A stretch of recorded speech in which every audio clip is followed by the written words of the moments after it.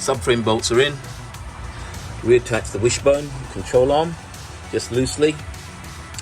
Now I want to just bolt in the lollipop, but that's a bit difficult because it's under a bit of weight tension at the moment.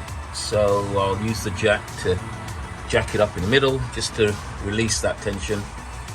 Loosely do those up, of course, and if you can see down there, you can see that gap, so that should close up as well. But I'm going to loosely do this on both sides before I torque anything, and then we'll move on to the steering rack. So this is the front, of course.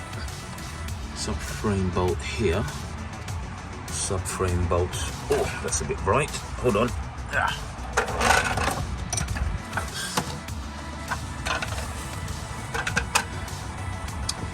And subframe bolt right in the middle there. Now you can see that insert, if you call it an insert, and it slots into the frame above. It's like a locator, so you can't really get it wrong. So you slowly do those up until that insert goes in, and we know we're good to go. What I'll do is I'll add some grease to the nut, just to make it easy to remove when I order the new ones. So, as you can see, 2 different size hex bolts for the subframe,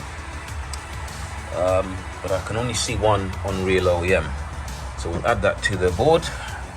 0711990556 is the part number, but I don't understand why it's only showing one size. So although the 4 of the 4 bolts, one is a little bit tired, but the other 3 are okay, so maybe I'll just order the one, see what happens.